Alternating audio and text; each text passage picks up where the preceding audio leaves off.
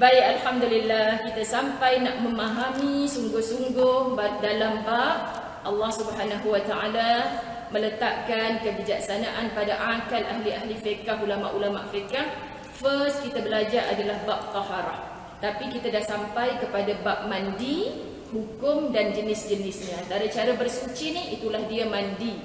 Tapi hari ini muslimat dirahmati Allah, kita berakhir dulu dengan bab haid. Yang ketika itu saya bergurau jangan tidur dalam kelas walaupun sudah tidak haid berlaku.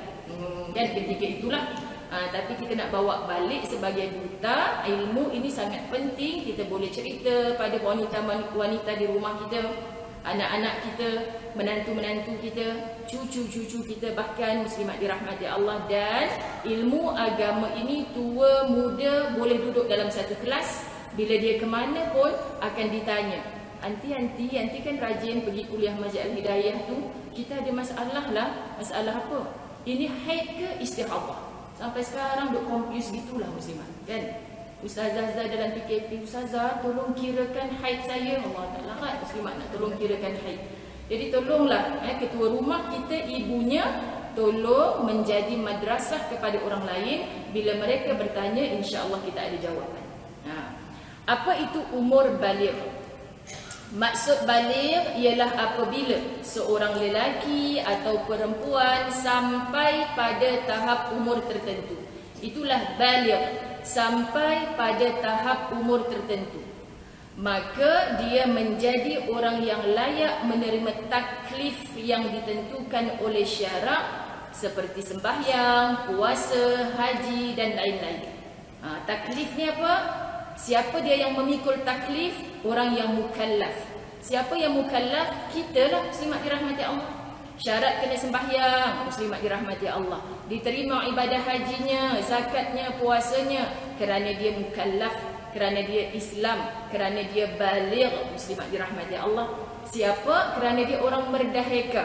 Tak ada dah sekarang ni hamba dan sebagainya. Tapi bila kita sebut taklif, orang ini yang kita boleh cerita ni haram ni wajib ni, sebab dia sudah memahami. Cucu kita umur 3 tahun, muslimat dirahmati Allah, dia belum lagi taklif, belum lagi mukallaf yang memikul akan taklif itu. Betul lah kita kata apa, muslimat dirahmati Allah, siapa tak sembahyang dosa, masuk neraka. Tapi kita tak boleh kata kat dia haram. Maksudnya ditulis dalam buku catatan dia sebagai orang yang tidak bersembahyang. Kerana apa? Usianya belum sampai kepada umur baligh. Tetapi jangan umur anak 15 tahun baru kita nak tekan, nak ajarkan tentang solat. Sebab Nabi SAW datang dah umur 7 tahun, ajak mereka, latih mereka, beritahu mereka. 10 tahun boleh dipukul, kata Nabi SAW, bukan mencederakan, tapi pukulnya nak bagi tahu ayah betul-betul marah ni, tegas ni kalau tak tinggal sembahyang. Muslimat, kita boleh pukul anak-anak kita yang malas belajar hanya untuk menghitung berapa A dalam peperiksaan penilaian dia, tapi kita takut nak pukul anak-anak pada usia tersebut. Sekarang kalau pukul umur 20 tahun dah, muslimat dirahmati Allah, memang dia lari buka pintu lah tengah malam pun. Lagi elok bapak halau daripada rumah. Banyak saya berkafe buka sampai pagi. Betul tak muslimat dirahmati Allah? Sebab tu tarbiyah ini daripada kecil. Jadi jangan bila mendengar ilmu ini kita kata, silap aku selama ni, duk kecil-kecil ajar dah anak sembahyang, patut start umur baligh lah. Takut juga Ustazah Zai dia orang faham macam tu. Sedang elok dah daripada kecil. Bawa anak cucu kita kecil-kecil, kita sembahyang, biarkan dia duduk depan kita, biarkan dia duduk atas sejadah kita. Syaratnya pastikan pada tubuhnya tidak ada najis. Pampasnya ditukar yang baru, sebab kita tahu tabiat anak-anak kecil ni, kita duduk antara dua sujud khusyuk, asyhadu an la ilaha illallah, tiba-tiba dia duduk atas kita punya jari telunjuk angkat tu. Muslimat, jari telunjuk pula kita rasa basah ni, biarlah yang basah dia, bukan aku yang kencing, dia yang kencing. Tapi najisnya kan kena kat kita. Jadi orang malas nak tukar pampers pagi sampai malam, itulah dia muslimat. Maka dia letak anak ni kat luar bilik, sebab dia faham hukum. Kalau letak dalam bilik nanti habis najis dia kena kat kita. Letak luar bilik, rupanya tak ada tarbiyah. Biar anak tu melihat, rupanya lepas daripada rokok ada berdiri lagi. Dia tak faham itu rokok, dia tak faham itu i'tidal, tapi pelajaran. Dia tak takut dengan ibu-ibu memakai telekung. Dia tak pelik kenapa pakaian ayah waktu nak solat macam ni. Sebab Ustazah Zai biasa jumpa umur sekolah rendah, takut jumpa orang perempuan pakai telekung. Hantu dia cakap. Apa hal budak ni? Dia cakap dengan mak ni, apa dia panggil saya hantu lah. Saya mengaku Ustazah dia tak pernah tengok saya pakai pakaian macam tu kat rumah. Sedih tak muslimat dirahmati Allah. Jadi tarbiyah ni daripada kecil. Bukan 15 tahun muslimat dirahmati Allah. Okay? Tapi umur baligh kita nak tengok sampai mana. Tahap baligh seseorang itu dapat diketahui dengan beberapa perkara. Satu, mimpi keluarnya mani, sama ada lelaki atau perempuan. Mimpi keluarnya mani kita biasa dengar lelaki sahaja. Betul muslimat dirahmati Allah? Tetapi hakikat fiqh mazhab Syafi'i menyatakan perempuan juga. Dalam buku saya awal-awal dulu, lama dah buku tu belas tahun dah rasanya, keluaran PTS Production, muslimat dirahmati Allah, 501 persoalan darah wanita. Kat dalam buku tu bercerita, muslimat dirahmati Allah, tentang ada anak perempuan sampai umurnya 15 tahun hatta 17 tahun pun tak didatangi darah haid. Ada? Kita jangan pelik muslimat dirahmati Allah.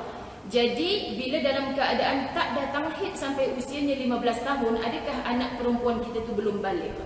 Jadi Masya Allah, fiqh mazhab Syafi'i menyatakan mimpi keluarnya mani sama ada lelaki atau perempuan. Memang dulu Roma nak cakap kuliah fiqh tak boleh malu-malu ya, walaupun live sampai 2 handphone ni. Tak boleh malu-malu muslimat. Saya minta maaf, terpaksa kita bercerita. Sebab apa kita nak beri faham, dan ada ramai yang tak tahu anak sampai usia 15 tahun belum didapati baligh, tetapi kita mendakwa belum didapati haid, tetapi kita mendakwa dia belum baligh. Tapi perwatakan dia pantang tengok cerita yang cinta-cinta 7 hari mencintaimu. Gelak berlaku macam-macam ajaib-ajaib. Saya tak tahu muslimat. Tu saya sebut tu kat Facebook banyak sangat. Apa hal? Hari ni pagi tadi sebelum saya sampai, ada seorang ustazah bantu saya nak merealisasikan angan-angan saya untuk membuat satu buku 99 hari mencintaimu. Sudah katakan. Ini para asatizah mendapat satu ilham daripada apa yang didengar, apa yang dipandang muslimat. Saya nak tanya dulu ustazah, mu tu siapa? Mencintaimu tu Allah. Muslimat dirahmati Allah. InsyaAllah kalau istiqamah 40 hari, istiqamah 100 hari, kita dah jumpa jalan macam mana nak belajar mencintai Allah sesungguhnya. Ini mak mentua garang belajar ni. Tak payah, memang ada kita yang mak mentua garang muslimat. Tak payah belajar benda-benda macam tu. Dekat-dekat nak maghrib pula tu, marah orang-orang buat drama dekat Ustazah Zai. Sebab orang dulu-dulu selalu kata muslimat, maghrib-maghrib, senja-senja, minta maaf ya bahasanya, menatang tu. Menatang tu kalau orang Kedah, dia bukan binatang kan, benda Allah tu lah. Menatang tu duk on muslimat dekat menjelang maghrib. Macam mana makhluk bernama malaikat yang mulia nak masuk ke dalam rumah kita. Jadi kita sebut Allah, orang dulu-dulu lepas asar jangan keluar rumah dah. Senja muslimat dirahmati Allah jangan keluar rumah dah. Kita pula macam-macam wayang dalam rumah. Okey, jadi saya pun tak faham. Lepas tu nanti bila tausiah Ustazah Asma Harun, apa dah tajuk dia? Onnya pada pukul 7.30 malam. Kan? Orang nak tengok, tapi waktu tu orang nak pergi masjid. Orang nak tengok, nanti kan ada ulangan, Ustazah tak ada alasan boleh record, tapi nak sebutkan muslimat dirahmati Allah atas pilihan kita. Tak ada alasan atas pilihan kita. Yang macam mana kita nak pilih. Jadi kalau tengok 7 hari mencintaimu, apa lagi? Hari Sabtu hari tu saya tekan-tekan remote TV ada Hindustan. Muslimat Hindustan. Semalam di Masjid Ibn Abbas saya cerita ada Hindustan. Tapi saya kata ni kalau aku tengok ni pom-pom 3 jam buang masa. Tutup, kita buka YouTube ceramah ulangan daripada Ustazah Hafizah Musa dengan Ustazah Asma Harun, bab kematian terindah, menceritakan kematian kakak kepada Ustazah Hafizah Musa. Yang bila kita dengar tu mengalir-ngalir air mata. Tengok Hindustan mengalir juga air mata. Tengok kematian terindah mengalir air mata kerana ya Allah, aku nanti kalau mati boleh dipandang macam tu ke? Boleh disebut macam tu ke? Air mata yang keluar kerana takutkan Allah, kerana takutkan bagaimana nasib kita di akhirat Allah, itu boleh memadamkan api neraka muslimat. Itu boleh membuka luas pintu syurga untuk kita. Masya Allah. Jadi janganlah bazirkan air mata tengok, Ustazah ni bukan happy ending ni Ustazah kan? Kenapalah dia tak kahwin dengan awet dia? Makcik-makcik pula dia tanya macam tu. Tu kena hak eleh macam tu. Jadi muslimat, kalau anak kita usianya baru 10 tahun contoh, baru 11 tahun, tak datang haid lagi, tapi wah dia punya rasa syok tu. Dia baca novel-novel cinta tu muslimat. Kita tercuri baca handphone dia, bercakap dengan kawan lelaki dia, ini dah mengalahkan orang bercinta ni. Kita khawatir sebenarnya saat itu walaupun tanpa haid, anak perempuan kita, cucu perempuan kita sudah baligh. Faham muslimat? Sebab dia sudah merasakan syahwat. Dia ada syahwat. Dan bila dia membaca novel, dia tengok cerita-cerita begitu, hati-hati dengan handphone, laptop yang kita hadiah pada hari jadi anak kesayangan kita. Duduk baik, tak keluar rumah, dalam bilik saja muslimat. Keluar bilik senyum-senyum. Anak saya alhamdulillah ustazah duduk bilik je PKP ni. Hati-hati muslimat dirahmati Allah. Dia berzina dengan matanya. Bila berzina dengan matanya, minta maaf sebut ada cecair di kemaluannya. Rasa syahwat itulah dia tanda baligh.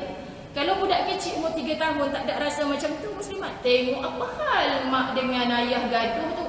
Bukan gaduh tu, romantik macam tu. Kan macam tu. Anak kecil tak faham. Tapi ada yang 10-11 tahun belum datang haid, dia sudah ada syahwat muslimat dirahmati Allah. Jadi berhati-hati. Ya, sebab ada aduan yang anaknya 15 tahun belum datang haid. Tapi bab macam ni, macam mana kita nak bagi tahu? Semalam baca novel cinta yang mak hadiah tu, ada tak keluar sesuatu dekat ... Kan ada tak kita nak tanya muslimat? Tak ada. Sebab itu kreatiflah ibu untuk bersembang dengan anak kita. Kecenderungannya bagaimana? Bila dah remaja, jangan biarkan dia sembang dengan kawan-kawannya saja muslimat, kan? Usik-usiklah sikit dia, kan? Anak ibu walaupun hidung kemik macam ibu, ada boyfriend kan kat sekolah kan, cara senyap dia pun kita boleh baca dah. Sebab ibu yang mengandungkan, ibu yang melahirkan, tapi kita tak pernah tanya, segan. Kita biarkan dia bersembang dengan kawan-kawannya. So perbaiki ibu-ibu dirahmati Allah. Khawatir dia belajar bab-bab ini daripada orang yang tidak arif. Okay? Lalu dia melampiaskan nafsunya kepada jalan-jalan yang Allah tidak redha. Na'udzubillah min zalik. Itu pertama.